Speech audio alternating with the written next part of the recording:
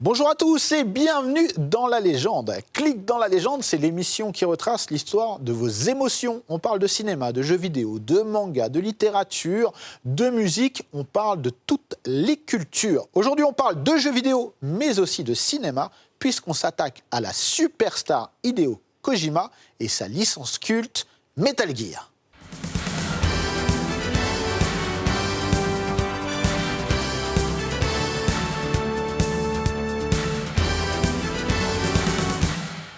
Et pour cette émission incroyable, dédiée à une personne et une série de jeux incroyables, j'ai des gens évidemment incroyables. Rami, bienvenue, tu es journaliste chez Gameblog.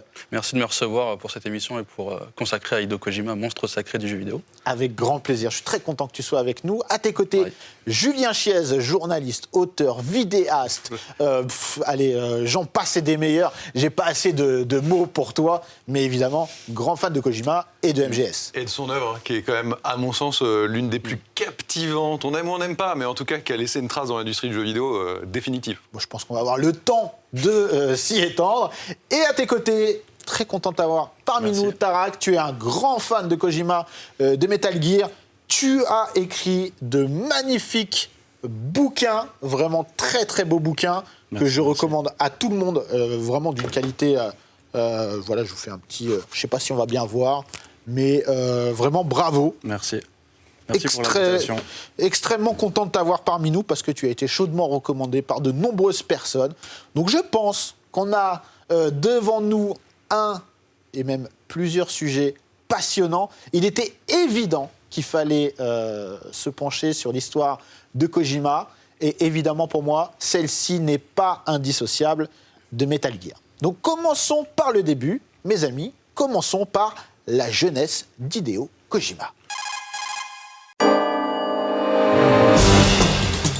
La jeunesse d'Hideo Kojima. Rami, est-ce que tu peux nous en dire un petit peu plus ? Parce qu'on connaît aujourd'hui son œuvre, on connaît un petit peu sa personnalité, mais il faut voir d'où est-ce que tout ça, ça part, d'où ça se construit. Oui, déjà, il faut repartir à sa vraiment tendre jeunesse, à ses 8-10 ans, où ses deux parents, notamment son père, Kingo Kojima, qui est vraiment artiste dans l'âme et vraiment a ce sens du détail que va avoir Hideo plus tard. Il aime tout ce qui est sculpture, maquette, etc.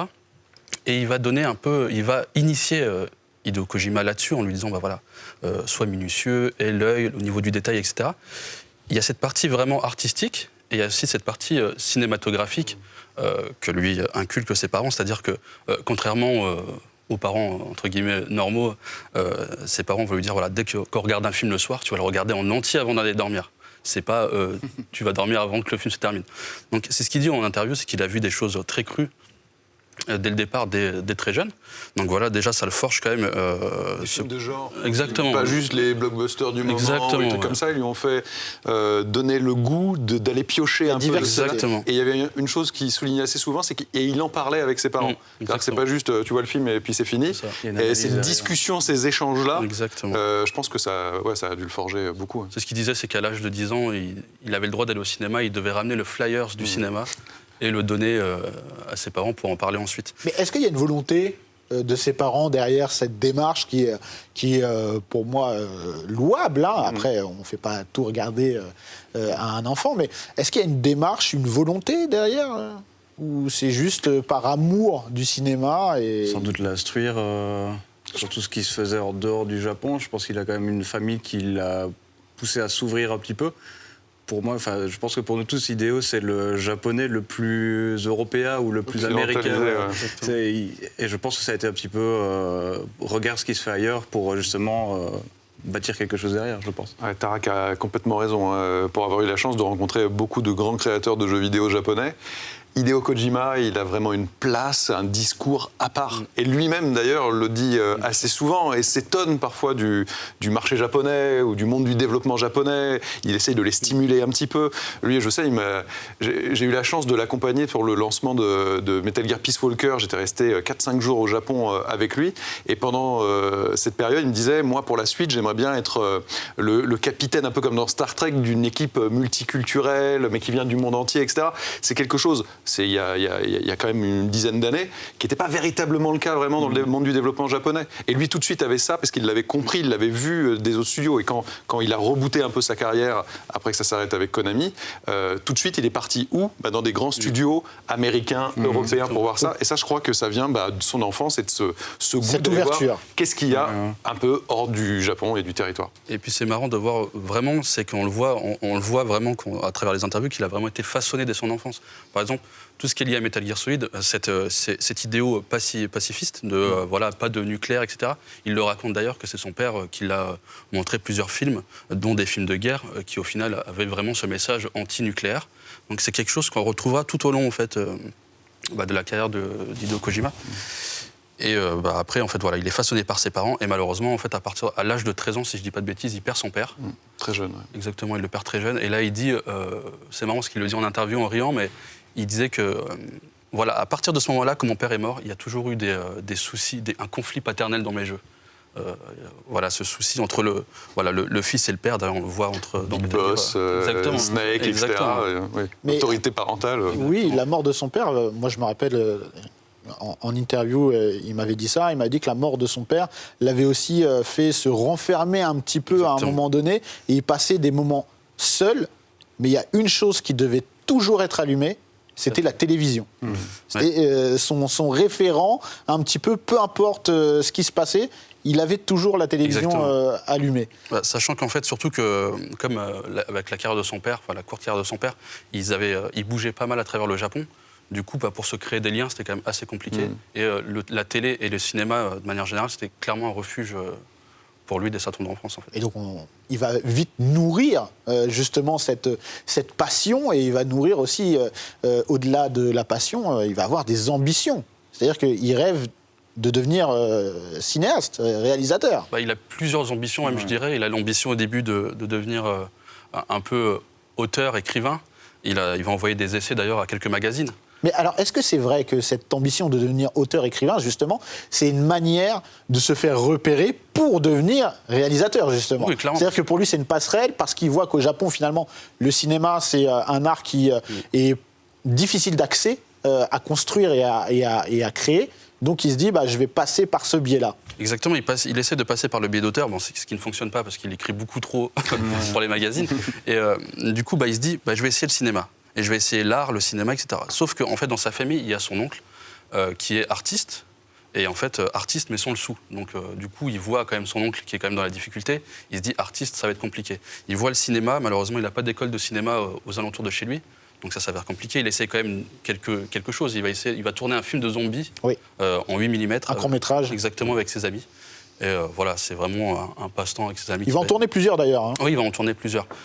Et, mais bon, cinéma, ça devient très compliqué pour lui. Et en fait, il faut savoir que la société japonaise de l'époque, il fallait avoir un boulot stable. C'est-à-dire, il fallait avoir un boulot qui rapporte de l'argent, qui donne un statut. Une stabilité. Exactement, une stabilité, sachant qu'il a perdu son père, donc c'est de l'argent en fait, qui ne rentre plus. Donc il se dit, je vais rentrer dans la finance. Parce qu'il va faire des études d'économie, c'est ça, Julien ? En fait, quand tu connectes les points, tu te rends compte qu'il y a eu plein de choses qui vont expliquer l'après, et d'autres où tu fais « OK, ce sont les aléas de la vie, etc. » Mais c'est ce qui donne, moi, je trouve, le sel de ce personnage, qui est vraiment, on l'a dit, extrêmement atypique. Mais tu disais qu'il filmait en 8 mm, en Super 8, etc., des zombies. Il jouait pas mal quand il était petit au cache-cache. On commence à se rendre compte qu'en fait, les pièces du puzzle de ce qui va se produire dans Metal Gear étaient là. Et d'ailleurs, quand on parlera du premier Metal Gear, c'est vraiment son enfance qui ont irrigué la création de ces jeux. Donc, c'est en fait un peu comme nous tous, je crois, souvent. Et c'est ce que dit Steve Jobs, on se rend compte jamais quand on est dans le moment de ce qu'on est en train de produire, mais c'est quand tu te recules sur ta vie, etc., que tu vois tous les points de passage qui t'ont amené à ce que nous sommes tous aujourd'hui. Et donc, pour revenir à l'économie, parce que c'est pas forcément une notion qu'on va retrouver pour te contredire dans les jeux de Kojima, mais c'est vraiment de la stabilité. Il va faire des études donc dans l'économie, la finance, mais ça va pas du tout lui plaire, du coup. Non, ça va pas lui plaire, mais en 3e année, en fait, il va découvrir la NES. et il va découvrir des jeux comme Mario. Exactement, Mario, Portopia, etc.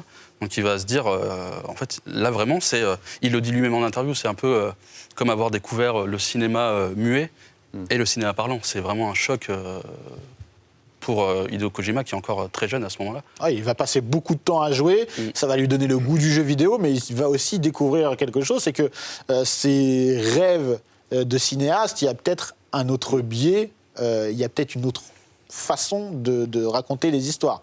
Tarak.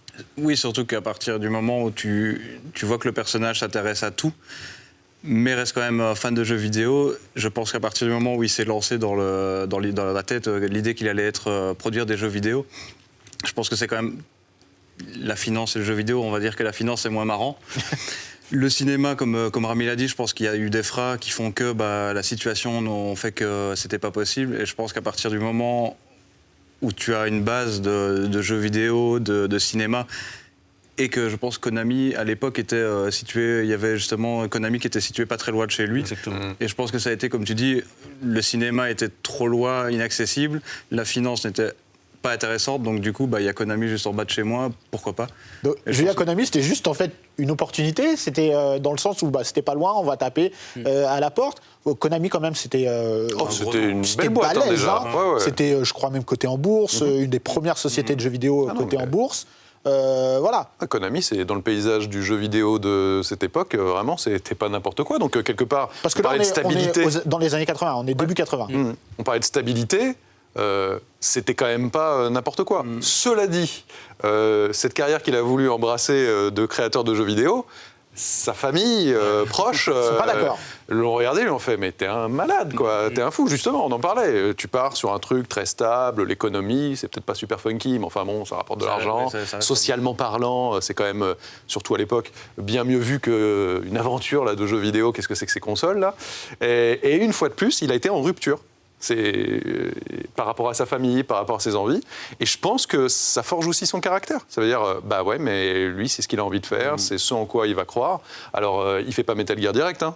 Il passe d'abord par chapeauter des plus petits projets. Il y en a même certains qui sont annulés. Tu vois, début de sa carrière, c'est pas une success story de fou. Hein. Franchement, ça n'a pas marqué l'histoire du jeu vidéo. Et puis il va se retrouver sur ce projet-là, Metal Gear, qui va être confronté très rapidement d'ailleurs à des problèmes techniques en fait. Alors il faut rappeler, il commence d'ailleurs à développer non pas sur console, mais sur ordinateur, sur MSX. MSX. Ouais, voilà. Clairement, quand il arrive chez Konami, en fait, Kojima, il a une idée en tête, parce qu'avant d'entrer chez Konami, il a découvert la bande d'arcade Gear Kung Fu. Donc il se dit, c'est quelque chose de fou, l'arcade, il y a vraiment des possibilités géniales. Donc il arrive chez Konami, on lui dit, en fait, tu vas pas travailler sur l'arcade. Tu es beaucoup trop jeune pour travailler sur l'arcade. Tu vas travailler dans la division MSX. Sauf qu'en fait, la division MSX, à l'époque, elle est vue comme un peu une équipe de losers. C'est l'équipe B. Équipe C, même. Oui, exactement. C'est l'équipe voilà, un peu reléguée. Et en fait, quand il arrive, il est game planner. Il n'est pas game designer, il n'est pas producteur, il est game planner. Et en fait, c'est ce qu'il disait d'ailleurs, c'est que le mot game designer n'avait pas d'équivalent en japonais. Donc, en fait, il arrive, il est un peu considéré comme un stagiaire. C'est-à-dire qu'il aide sur du scénario. Assistant. Voilà, il est assistant, exactement. Et voilà, donc l'arrivée chez Konami a quand même été... je trouve qu'en fait, son arrivée, elle est aussi difficile que sa sortie. Voilà, il arrive, on lui confie un projet, son propre projet, qui est Lost World, là, qui va parler d'une catcheuse. 86, exactement, si c'est ça, qui a parlé d'une catcheuse dans l'univers de la guerre, etc. Donc on va lui confier ce projet. Il faut savoir qu'un développement de jeu sur MSX, c'est 3 mois maximum. T'imagines l'époque par rapport à aujourd'hui? De 3 mois à 30 ans. C'est même pas de prototypage, quoi. Exactement, c'est ça. C'est même pas le débugage. Donc du coup, ça dépend pour qui. Il va dépasser ce délai-là, parce qu'il a beaucoup d'idées dès le départ. Il a beaucoup d'idées, il veut révolutionner le monde du jeu vidéo. Il voit des opportunités assez folles. Sauf qu'en fait, on lui dit, il y a un moment, on lui dit d'en haut, on le fait, non, ton projet là, c'est plus possible. Il prend trop de temps. Ça va pas être possible, donc on l'annule. Mais tu te rappelles de l'anecdote, moi ça m'a fait délirer quand j'ai lu, c'est l'anecdote où justement les stagiaires avaient une idée par semaine, je pense, à amener sur le bureau, et que Kojima arrivait avec 100 pages en disant voilà, j'ai une idée par jour, donc du coup voilà mes 150 idées, on ne t'en demandait qu'une, donc du coup forcément je pense que comme pour Metal Gear Solid, il a pris son temps. Et c'est rempli de taf. Tu vois qu'il est passionné par ce qu'il faisait. Je pense qu'il était un petit peu trop passionné à l'époque en étant stagiaire. Et puis il y a un homme providentiel aussi chez Konami qui va propulser Kojima. Ça va être Naoki Matsui, qui est un des une personne qui a vraiment de l'influence à l'intérieur de Konami, qui a bossé sur vraiment de gros jeux. Et en fait, une fois que Lost World est annulé, il va voir que Kojima est un peu abattu. Il se dit, bon, je vais l'inviter à dîner pour pouvoir un peu Le rebooster. le rebooster. Et en fait, il va lui dire, écoute, chez Konami, on a un projet, c'est de faire face à Contra. Contra, gros jeu d'action, etc. Et voilà, ce que tu as décidé, etc. Il parle de Metal Gear. Et là, en fait, Matsui, il est vraiment... il est à fond dans le projet, il croit en Kojima. Il va parler au grand ponte et il va réussir à avoir une présentation pour pouvoir présenter son jeu. Sachant que ça va vraiment... c'est un extrême par rapport à ce qui est proposé. Parce qu'à la base, Konami veut faire un jeu de guerre traditionnel. Donc c'est vraiment... Oui, alors Contra, on rappelle, il faut tuer pas mal de personnes. Exactement. Tellement que... arrêtez-moi si je me trompe, Contra, ça a été, C'est Probotector. Probotector. Ouais, c'était des robots chez nous. On a remplacé Pas des robots, les humains par des robots, parce que c'était considéré comme trop violent. Exactement. Et du coup, en fait, on lui dit ça va être sur MSX. Et comme l'a dit Julien, la MSX c'est super limité. Tu peux afficher trois personnages et tu peux tirer 3 balles en même temps. Alors lui, c'est frustrant, parce que exactement. c'est loin de ses ambitions. Lui, il voulait faire du cinéma. Il n'a pas le biais pour faire du cinéma, donc il prend celui du jeu vidéo pour raconter de belles histoires. Et il se retrouve, encore une fois, voilà. Donc il a un jeu annulé. Après, il va faire quoi comme jeu avant vraiment de Penguin Adventure. Penguin Adventure. Et je sais que quand on lui en parle... Oui, il le dodge assez rapidement. Oui. Voilà, J'ai réussi à lui faire signer un exemplaire de C'est beau. Penguin C'est vrai. Adventure au Japon. Depuis, tu l'as plus jamais vu. Il y a Tarak? Non. On s'est quand même regardé dans les yeux. Il m'a dit ok, c'est bon, je le fais. Mais bon, je sais qu'il aime bien rappeler qu'il n'était pas producteur. Oui, c'est il a été sur la production, mais pas producteur. Et en 87, par contre, là va arriver... 87, si je dis pas de bêtises, Metal Gear va arriver... son projet, réellement, c'est à lui. Ah oui. Là, il le chapeaute beaucoup plus. Et effectivement, il le change par rapport à ce qui est prévu. Donc c'est ce que Rami L'anti-contrat. commençait à annoncer, c'est que les limitations techniques ont fait qu'il a changé le game design. Et c'est là où, hop, on revient sur le cache-cache, etc. Alors, techniquement, historiquement, c'est pas le premier jeu d'infiltration. Parce qu'en fait, il y a Castle Wolfenstein, des années avant, qui avait déjà intégré ce genre de mécanique-là. Mais on va dire que c'est quand même vraiment le jeu sur lequel le game design repose le plus sur, je dirais pas cette non-violence, mais en tout cas, éviter plus qu'attaquer. Possibilité de ne pas être violent et de vraiment avancer. suggérer de ne pas le faire. Par contre, alors là, vraiment, c'est un jeu, moi, qui me fascine, parce que quand on connaît bien la série des Metal Gear, et je trouve que c'est comme beaucoup d'artistes, où l'idée initiale, tu vas en fait la voir après décliner plein de fois. Il y a énormément C'est son d'éléments brouillon. dans le premier et le deuxième Metal Gear, et pas les solides, qu'on va retrouver en 3D ou machin après. Mais genre un nombre de scènes incalculable, de personnages incalculables. Et en fait, il y a dans ce jeu une save initiale absolument fantastique. Oui, les fondations sont là. Ah ouais, vraiment. Non, mais clairement, c'est le brouillon de Metal Gear solide. Ah oui. En plus, la jaquette est un peu marrante, quoi. Voilà. La pochette de Metal Gear, ça vous rappelle pas quelqu'un, c'est Kyle Reese dans Terminator, complètement. Et il n'y aura pas que ça. Non, C'est-à-dire qu'à cette époque-là, le Japon, il n'y a pas Internet, etc. Donc, à chaque fois que moi j'ai rencontré des développeurs japonais, ils sont toujours un peu moins aujourd'hui, mais il y a encore quelques années, sur « Ah, mon jeu marche bien aussi en dehors du Japon ». Ça, ils sont très insulaires, quoi.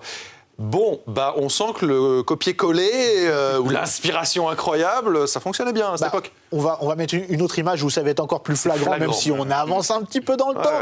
Mais il est vrai que les personnages de Metal Gear et de ce qui va arriver avant l'arrivée d'un élément majeur dans la vie et dans la carrière de Hideo Kojima, on va reconnaître des personnages comme Sean Connery, comme Mel Gibson, mais vraiment, c'est eux. c'est vraiment on le eux, voit. c'est incroyable. Einstein, etc. Einstein, Mais Dolph Lundgren. C'est là qu'on voit sa passion aussi pour le cinéma, justement. Complètement. Il ne va pas chercher n'importe qui. C'est quand même globalement Dès le des début. stars hollywoodiennes. Dès le début, et c'est aussi quelque chose qui est symptomatique, pas forcément négativement, mais symptomatique de ce qui se passe au Japon à l'époque, c'est-à-dire que tous les blockbusters US d'action, etc., vont inspirer énormément le jeu vidéo, mais aussi le manga et l'animation. On peut le voir par exemple dans Ken le Survivant. On a Schwarzenegger, on a plein de choses.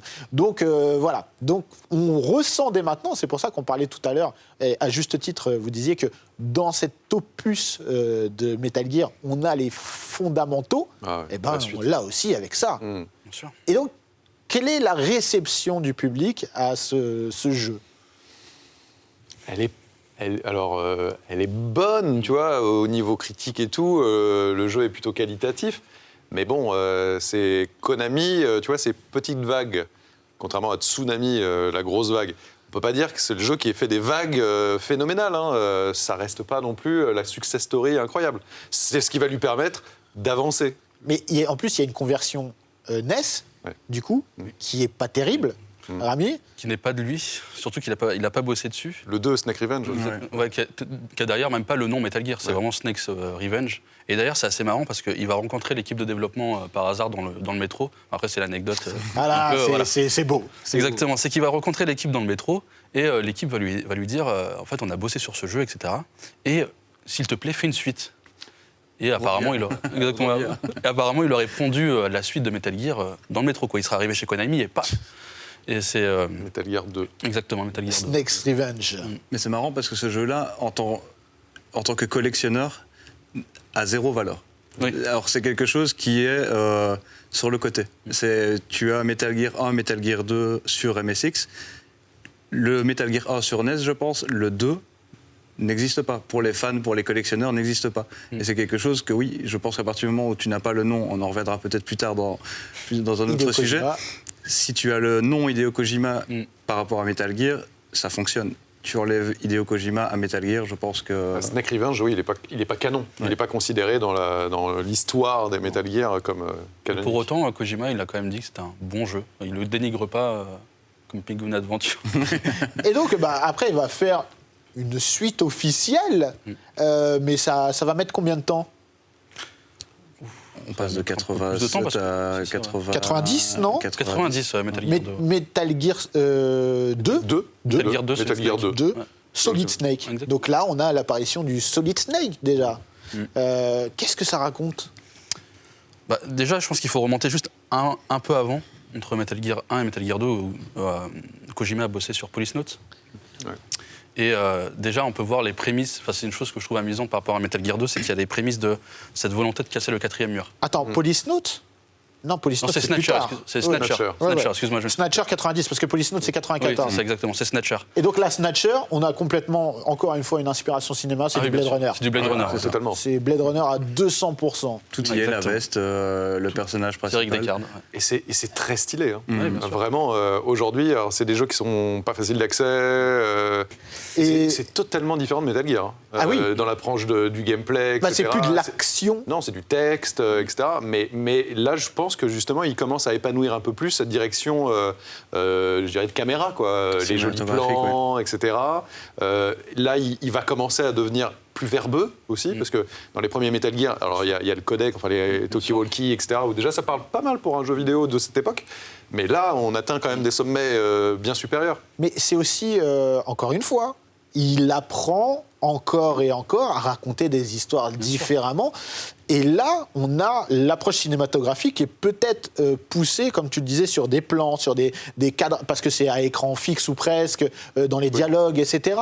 Donc il y a un travail de mise en scène qui est encore plus important pour moi. Clairement, et puis on le ressent même, Snatcher, ça a été un développement, pas chaotique, mais très compliqué. Ça a mis quasiment presque un an, voire un petit peu moins, et ça a été difficile. Et d'ailleurs, c'est là où je fais le parallèle à ce que je disais tout à l'heure par rapport à Naoki Matsui, un des grands ponts de Konami, c'est que c'est lui qui faisait les présentations du jeu. C'est pas Kojima qui était là à faire les présentations devant la presse nippone, etc. C'est parce que Kojima n'était pas encore connu à l'époque. Kojima n'était pas une star Non, il était loin d'être une star. après Metal Gear. Exactement. Et pour en revenir à Metal Gear 2, du coup, voilà, dans Snatcher, il y a cette volonté de briser le 4e mur.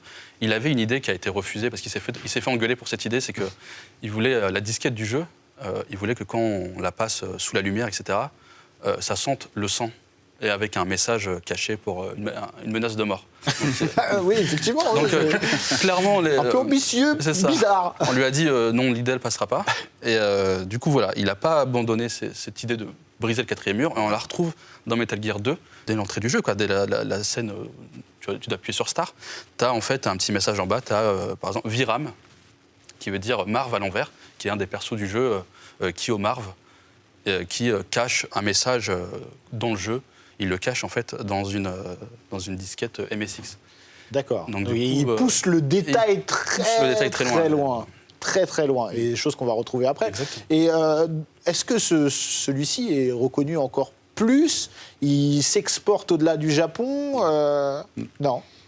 Toujours pas. Je pense que c'est comme les premiers jeux d'idéo, en fait, ont eu leur succès et leur non-succès au Japon. Et comme tu disais, Metal Gear sur MSX, moi personnellement, je l'ai connu bien après Metal Gear Solid. Donc je pense qu'il y a eu cette étape de je sors au Japon et je suis connu après en Europe et en Amérique. Ça, c'est frustrant quand même pour Kojima. Mais c'est bien la frustration dans la création. Généralement, les artistes les plus heureux, c'est pas forcément le moment où ils sortent leur chef-d'œuvre. Et d'ailleurs, on va le voir après. Il a nourri tout ça pour revenir. Le prochain jeu, je ne sais pas si on y va maintenant ou pas, mais le prochain jeu, là ça décolle. Là. On va y aller. Évidemment, on va parler de la PlayStation, le plus bel écran pour Hideo Kojima et Metal Gear.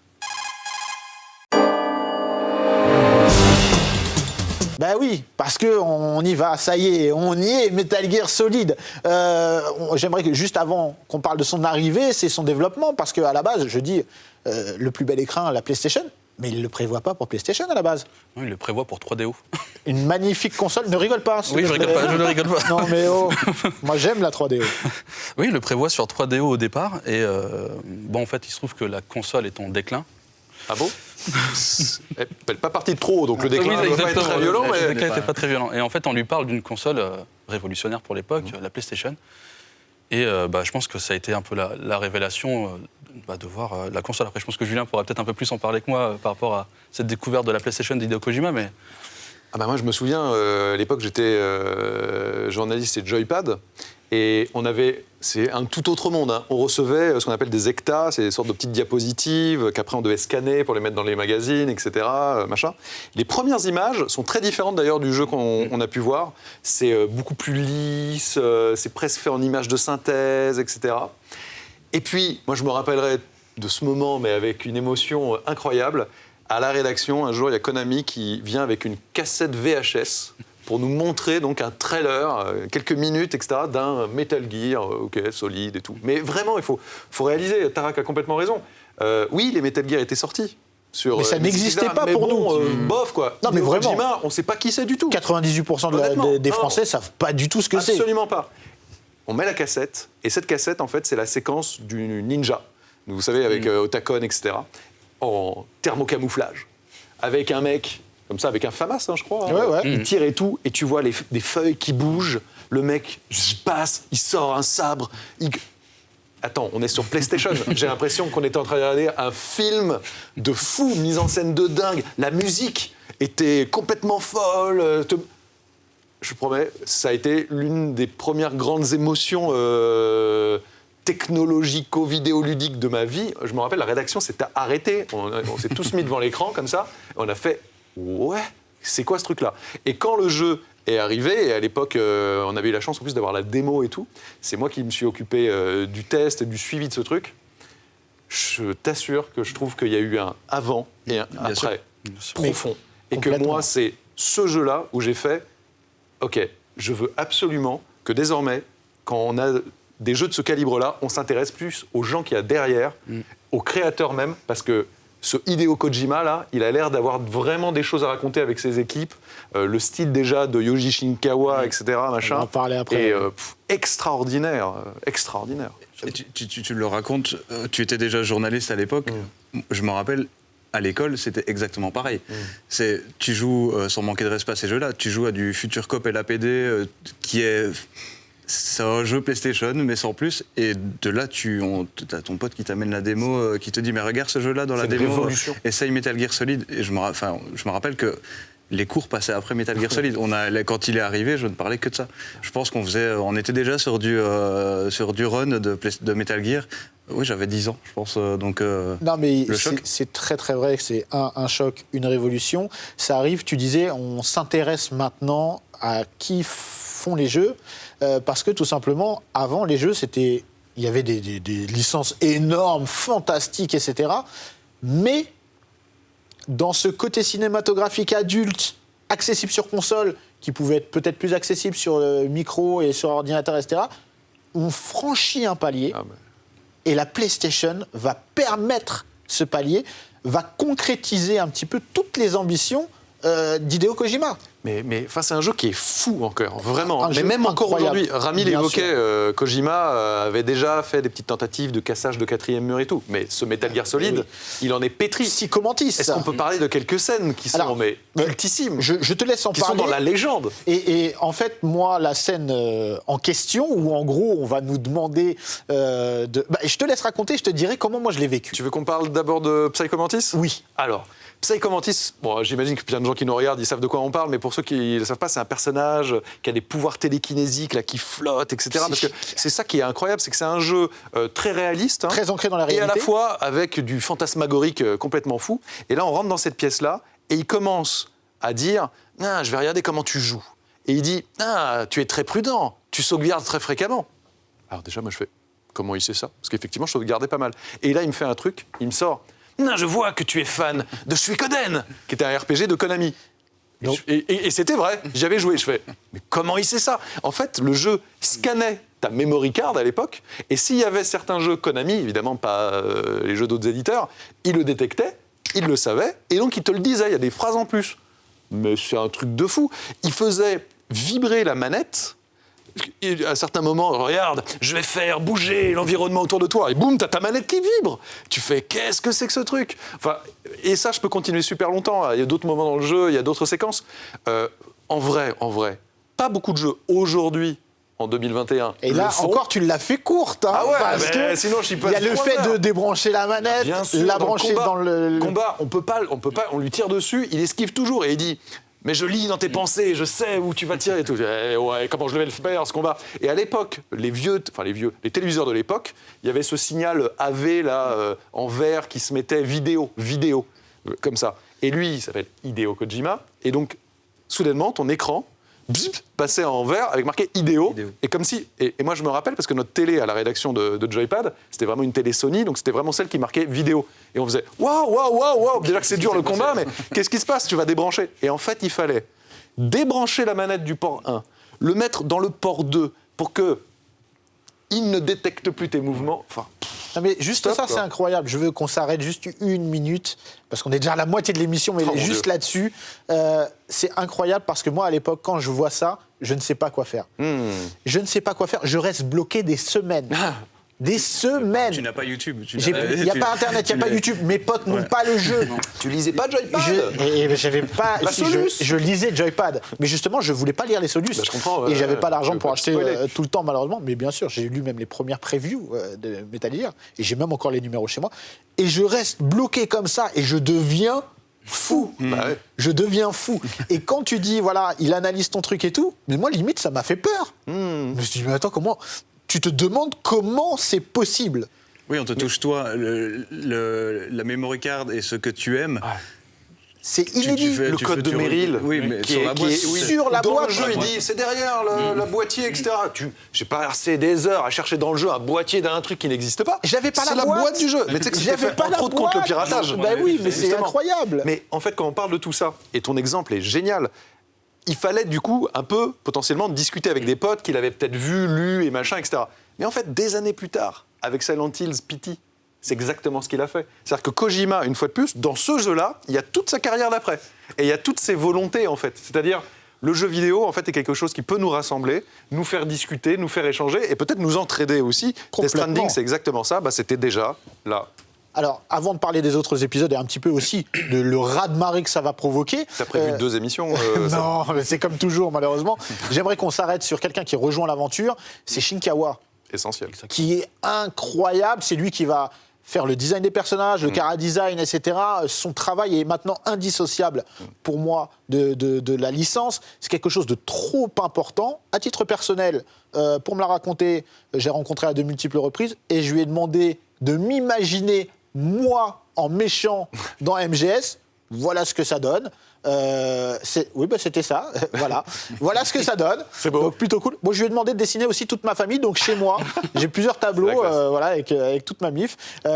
Il apporte quelque chose d'incroyable. Bah, dès Metal Gear Solid 1, en fait, sachant que Shinkawa il a commencé en tant que débugger, donc c'était pas une carrière directement d'artiste, etc. Donc il va commencer en tant que débugger, ensuite il va arriver sur Police Note, si je dis pas de bêtises. Et ensuite sur Metal Gear. Et sur Metal Gear, il va vraiment insuffler quelque chose de nouveau. Police Note, il est encore, je suis pas sûr qu'il arrive dessus parce que c'est encore très, en tout cas. Sur la version 3DO. Ok, parce qu'il y a encore ça puise encore dans le cinéma, c'est-à-dire que les héros de Police Note, ça va être Danny Glover et Mel Gibson dans L'Arme Fatale. Hein, C'est ça. Et sur Metal Gear Solid, il va avoir des idées qui sont assez folles. On a toujours l'anecdote assez marrante de... il va dessiner le ninja. C'est le ninja, c'est lui. Ouais. Exactement, il va montrer à Kojima et Kojima va faire « Ok, je vais... Personnage essentiel du jeu. Bien sûr. Et il a plusieurs influences comme ça. Et par exemple, ne serait que Otacon, à la base, Kojima l'imaginait comme l'archétype du geek, un peu gros, etc., qui mange des donuts, etc. Et c'était tout le contraire. Et en fait, il l'a imaginé un peu svelte, etc. Et pareil pour Meryl. À la base, c'était une adolescente. Ça devait être une adolescente. Et Shinkawa est arrivé en disant en fait, une adolescente qui tient un Desert Eagle, ça marche pas trop. Le recul, c'est pas trop ça, quoi. Exactement, c'est ça. Et en fait, Metal Gear Solid, je trouve que c'est un peu la création de la Dream Team. C'est-à-dire qu'il y a Yoji Shinkawa, il y a Hideo Kojima, il y a aussi quelqu'un qu'il ne faut pas oublier, je pense que c'est Moto Sadamori, qui est l'expert militaire sur Metal Gear, et qui va ajouter en fait ce côté un peu vraiment réaliste. Oui, parce qu'on ne l'a même pas dit, parce que je pense que beaucoup de gens connaissent Metal Gear, mais il y a aussi des gens qui ne connaissent pas forcément les sujets qui s'intéressent à l'émission, donc on va un petit peu synthétiser ce que raconte Metal Gear, parce qu'on ne peut pas raconter vraiment. C'est un peu compliqué. En gros, le Metal Gear, c'est une arme, et dans le jeu, il y a une vraie dimension militaire et militarisée de plein de choses, et c'est super dur à expliquer, mais on évolue dans un contexte militaire, voilà, tout du moins dans le premier, et c'est un contexte militaire qui va se répercuter à différentes, parfois, périodes de l'histoire autour du jeu. Mais il y a ce côté très ancré dans la réalité, comme tu le disais sur d'autres épisodes. Très anti-nucléaire, parce que le Metal Gear, c'est une arme nucléaire, c'est une destruction massive potentielle, et effectivement, même si c'est militaire, etc., il y a toujours un message sur la société, et finalement sur la non-violence, en réalité, puisque on le disait, c'est de l'infiltration. C'est un jeu qu'on peut faire globalement sans tuer quiconque, parce que même si on tire, il y a dans certains des Metal Gear la possibilité de mettre des tranquillisants, et donc on ne tue pas en réalité les personnages. Et l'accueil de Metal Gear, il est... Là, c'est la Coupe du Monde, mec. C'est ça, c'est du popcorn. C'est allez-y. Parle-nous de l'accueil de Metal Gear par le public, par la presse. C'était. Déjà, il faut se dire que quand les trois quarts des jeux, en fait, la 3D, la possibilité de la caméra de tourner, de regarder ce qui se passe autour pour un jeu d'infiltration, c'est quelque chose qui est révolutionnaire. On te donne la possibilité de faire ce que tu veux et de terminer le jeu, comme tu disais, sans pouvoir tuer quelqu'un. Moi, ça a été mon défi en étant jeune, c'est essayer de terminer le jeu sans être repéré, des jeux qui te donnent cette petite saveur, tu n'en avais pas à l'époque. Enfin, moi, je ne les connaissais pas. Pas à ce niveau. Et l'accueil est phénoménal. Metal Gear Solid, je pense que dans tous les niveaux de la société, il y a des gens que tu ne sais même pas, mais ils vont te dire Metal Gear Solid, ça a été la référence et la base de mon amour pour les jeux vidéo. C'est un carton critique. C'est un carton commercial, parce que là, voilà, ça y est. Ouais. Là, c'est des millions et des millions de ventes, etc. Et là... C'est la reconnaissance de Kojima. C'est pas encore un Hideo Kojima Game sur la jaquette, mais je crois que c'est la dernière fois. C'est la dernière fois. Et là, véritablement, on est sur... Et en vérité, on est sur un jeu d'auteur. C'est-à-dire qu'on est sur un blockbuster, qui est un pur jeu super d'auteur. Bavard également, tu le disais tout à l'heure, ça amorce quelque chose de très bavard. Hideo Kojima fait des jeux différents. Dans la narration, c'est aussi... sa patte en fait, c'est qu'il va raconter quelque chose d'une autre manière. On n'a évidemment pas parlé du personnage de Snake, mais est-ce que c'est vrai que l'inspiration c'était il voulait le corps de Van Damme et le visage de Christopher Walken. Voilà. Alors la référence par contre au nom, c'est clairement New York 97, le personnage de Snake Plissken. Qui reviendra d'ailleurs dans le 2 réellement. En fait. Voilà, qu'on va avoir par la suite dans le 2. Et donc d'accord, c'est réel. C'est ce qu'il a dit. Okay. Et puis en vérité, ça se voit. Tu regardes les dessins de Shinkawa. Oui. Donc Van Damme est dans Metal Gear, c'est magnifique, il est partout. Et bientôt dans la légende. On va passer maintenant à l'épisode 2 qui va, contrairement à ce qu'on peut penser, pas se reposer sur ses acquis, mais qui va rabattre les cartes. Vas-y Rami, mais... pas de souci. Et en fait, le truc, c'est que Metal Gear Solid 2, à la base, c'est que c'est assez marrant, c'est qu'en termes de développement et d'écriture, c'est qu'à la base, il n'a pas imaginé Raiden dès le départ. C'était pas... Alors, il faut expliquer déjà qui est Raiden. Pour ceux qui ne connaissent pas, on pense jouer avec le héros du premier, héros qui devient emblématique du jeu vidéo, que tout le monde a envie de jouer, etc. On pense qu'on joue ce personnage. Et toute la communication est faite autour.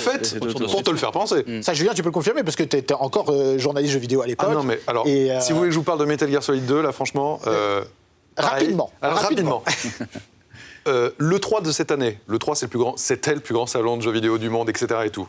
On est invité par Konami, je crois 2 jours avant l'ouverture du salon, dans les studios de Universal Studios, pour découvrir le nouveau Metal Gear. Alors, j'avais adoré le premier, j'avais hâte de voir Hideo Kojima, à l'époque je ne l'avais jamais rencontré encore.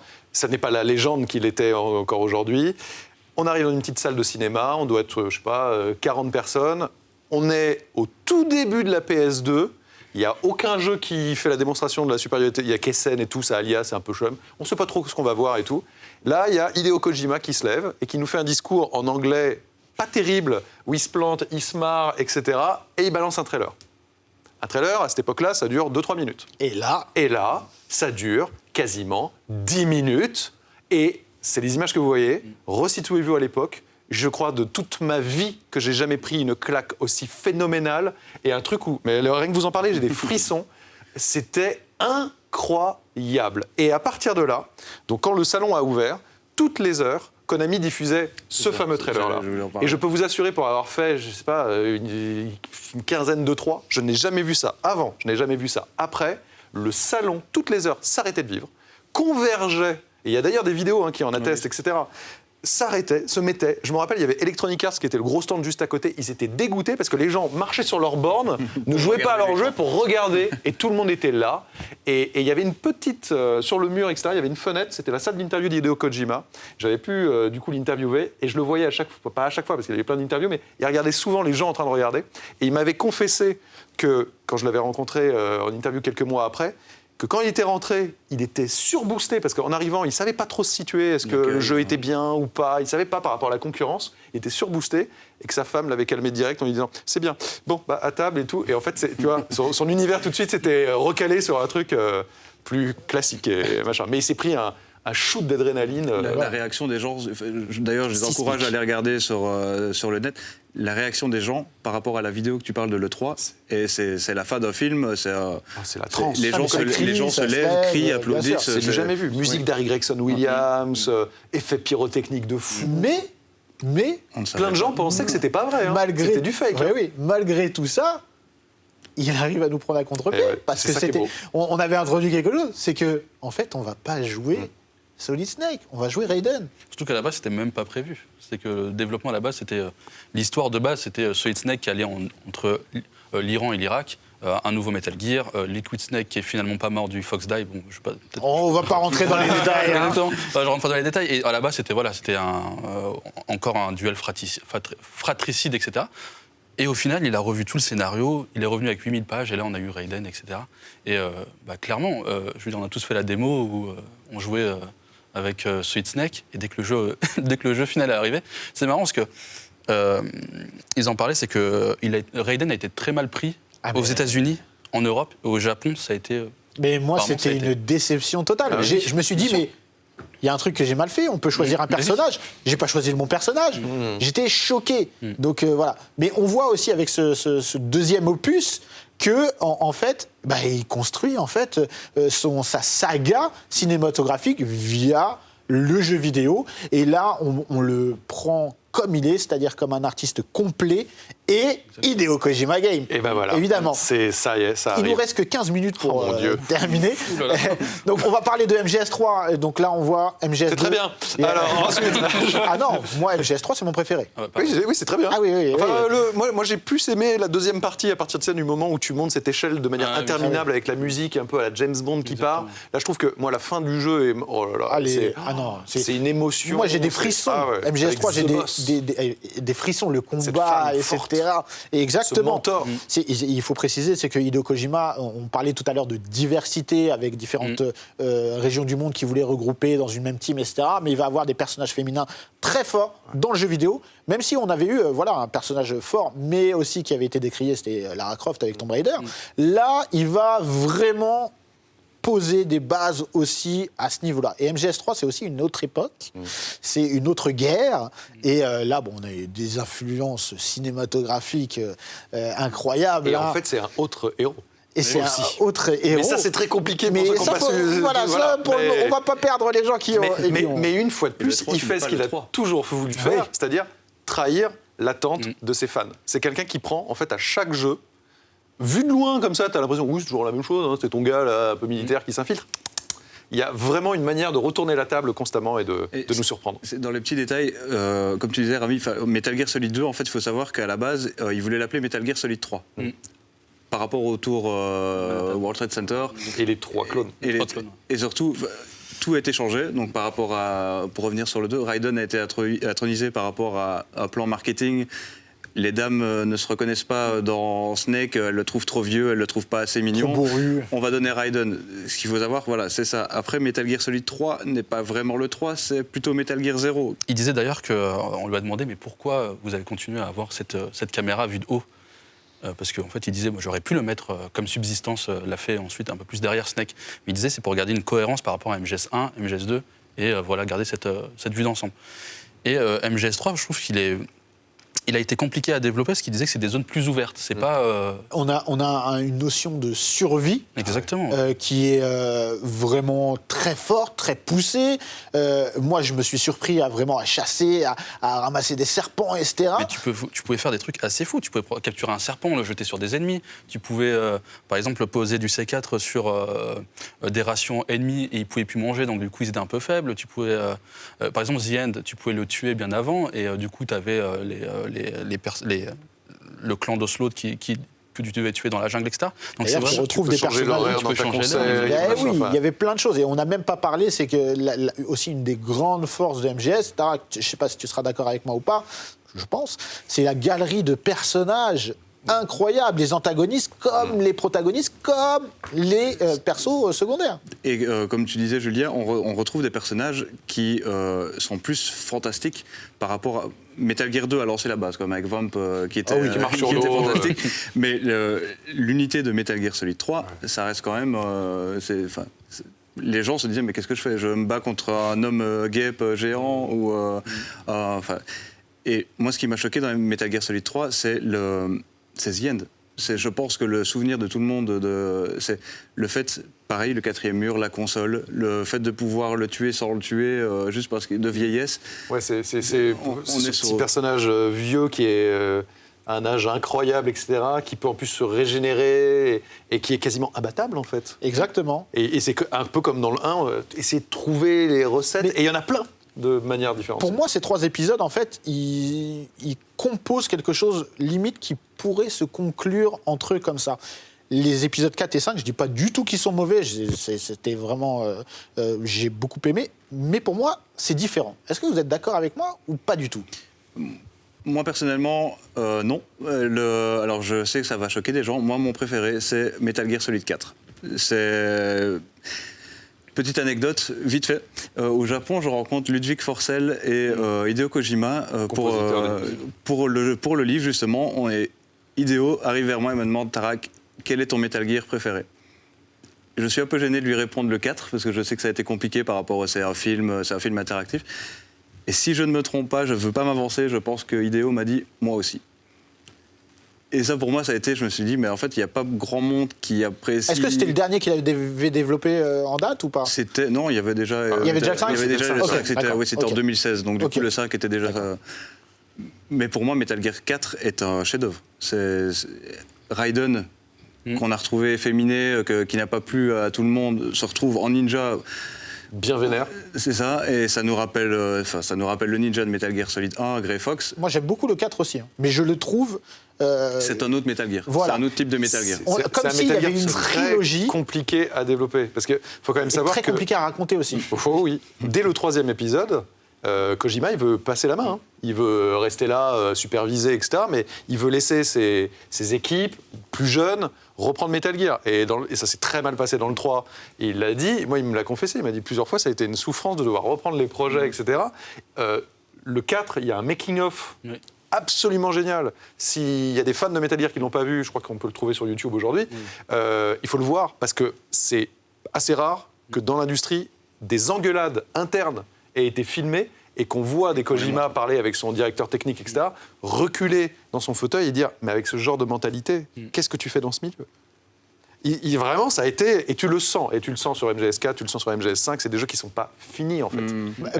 Encore plus le 5, pour moi, que et puis, le 4. il y a eu plein de problèmes. Et puis, il y a eu plein de problèmes qu'on n'aura pas le temps d'aborder ici, mais c'est notamment la fin de l'histoire avec Konami, qui mériterait peut-être même une émission juste pour raconter, et en tout cas et encore, supputer. on n'a pas tous les éléments. Supputer sur beaucoup de choses. Mais voilà, après, il y a eu plein d'épisodes que je recommande aussi, de Metal Gear, notamment sur PSP, sur Peace Walker, sur DS. On a eu un épisode GameCube aussi qui... Moi, j'aime moins. Le remake.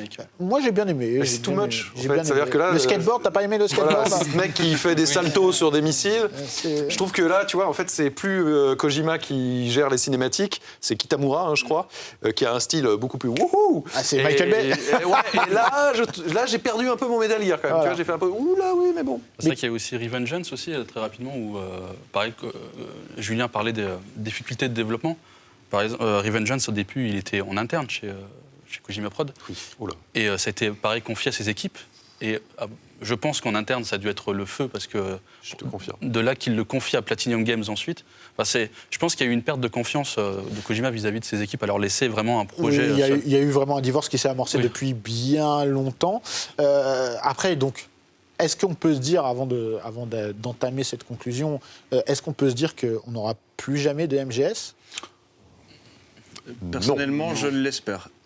Ah oui, mais ça, c'est encore autre chose. Oui, je l'espère. Metal Gear Survive, je ne connais pas. Je ne sais pas vous, il n'a pas survécu longtemps, en tout cas. Voilà, exactement. Il n'avait même pas vécu, du coup. C'est la preuve que Kojima reste quand même quelque chose, un nom, reste une patte, on joue à Metal Gear Solid pour jouer avec un jeu de Kojima. En tout cas, un Metal Gear avec Kojima, ce n'est plus possible. Non. En l'état actuel des choses, non. Mais on dit en l'état actuel. Parce que pour moi, la vie, tu sais, rien n'est impossible. Rien n'est impossible. Là, c'est pas possible parce qu'il y a eu un clash avec Konami qui travaille plus pour Konami, etc. Mais si un jour il se rabibochait, tu sais, la vie, on peut s'engueuler un moment. Mais c'est bien d'avoir une petite note d'espoir. Oui, voilà. Mais en l'état, oui, c'est pas demain, la veille, très clairement pas. Mais par contre, la licence appartenant toujours à Konami, eux, ils peuvent avoir dans l'idée, peut-être un jour, après avoir laissé passer... Metal Gear... n'en parle pas. Voilà. Mais je rejoins Julien, et après je pense que la hache de guerre, elle n'est pas totalement enterrée, mais elle commence un peu à être... Ça se tasse un tout petit peu. Et je me souviens que quand Kojima a été... on a eu les premières infos concernant son départ, je me souviens que j'étais avec Julien, et je courais voir Julien en disant... regarde ce qui se passe, Kojima. On a eu un choc, on a eu un choc, clairement, c'était assez fou.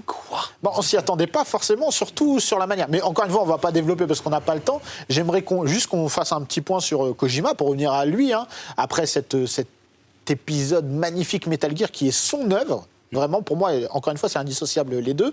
Il va monter donc Kojima Productions et j'aimerais juste qu'on fasse un petit point sur Death Stranding. Alors, Death Stranding, il y a une question, c'est est-ce que c'est le génie incompris ou c'est la confirmation que c'est un génie? Parce que beaucoup se sont dit s'il fait autre chose que Metal Gear, on n'a même pas parlé de Zone of the Enders, on aurait pu, qui est pour moi Boktai, magnifique, Boktai, et, effectivement, mais qui n'a pas eu l'aura d'un Metal Gear. Est-ce que finalement, en dehors de Metal Gear, Kojima ne peut pas exister ou il peut exister comme je pense que c'est la confirmation en fait que tu aimes un jeu Kojima Production, tu aimes un Hideo Kojima game, ou tu ne l'aimes pas. Death Stranding, je me rappelle au début, ça a été c'est livreur DHL, c'est le postier.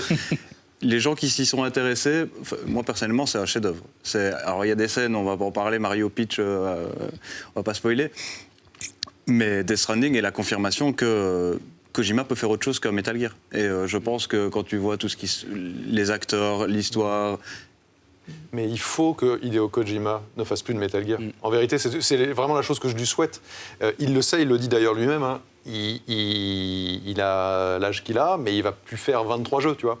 Et il faut qu'il continue, pour moi, à faire limite de nouvelles licences, à nous donner autre chose. Je pense qu'il n'est pas impossible qu'on ait de futurs gros jeux et des futurs plus petits jeux, plus ramassés, pour aller plus tester des idées, des choses comme ça. Mais clairement, Tarak a 100% raison. C'est un auteur. Il a fait un nouveau blockbuster d'auteur. Et donc, comme un film, tu as le droit de l'aimer, tu as le droit de pas l'aimer, pour ci, pour ça, mais ça ne te laisse pas indifférent. C'est un ovni vidéoludique. Et c'est génial. Je pense que l'industrie du jeu vidéo a besoin de personnalités comme Hideo Kojima, plus de jeux comme Death Stranding, plus pour justement avoir la capacité à surprendre, quitte à décevoir, tu vois, mais à oser. Et par rapport au 4e mur, la DualSense, je ne veux plus jouer à Death Stranding avant le patch PS5. Ouais. Imaginez la manette, le jeu qui est déjà une épine dans le pied, avec les retours haptiques de la manette de la DualSense. Rami, ton avis ? Moi, Death Stranding, je l'attendais comme un fou. Je pense qu'en tant que fan de Kojima, c'était vraiment phénoménal. Et puis, c'est bien de se dire, en dehors de Metal Gear, parce que Metal Gear, je pense qu'il a fait le tour, même en termes d'histoire. Il a raconté les clones, etc. Il est allé au bout du bout. Et Death Stranding, je trouve que c'était une œuvre très personnelle aussi.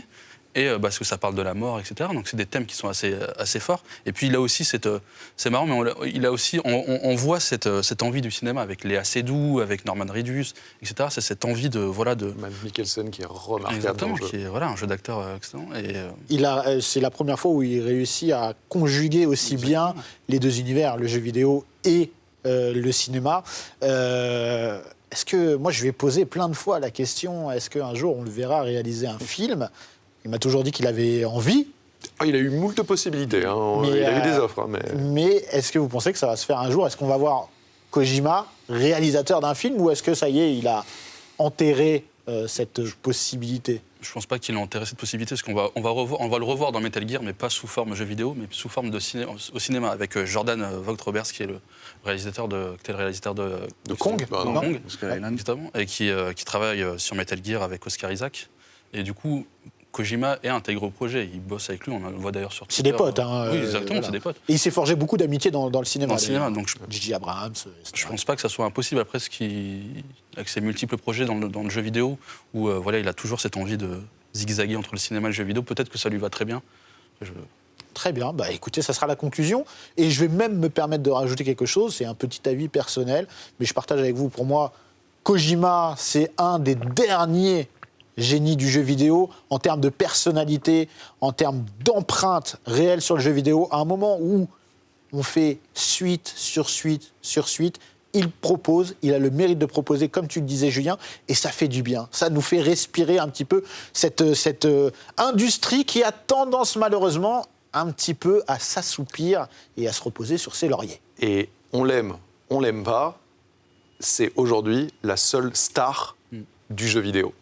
Très bien. Écoutez, messieurs, merci beaucoup en tout cas pour cette émission. On l'a dit, on le répète encore et encore, on n'a pas assez d'une heure pour traiter de toutes ces légendes, mais on réfléchit à des alternatives pour prolonger le plaisir. En tout cas, je vous remercie de nous avoir suivis et on se retrouve très bientôt pour un nouvel épisode de Dans la légende.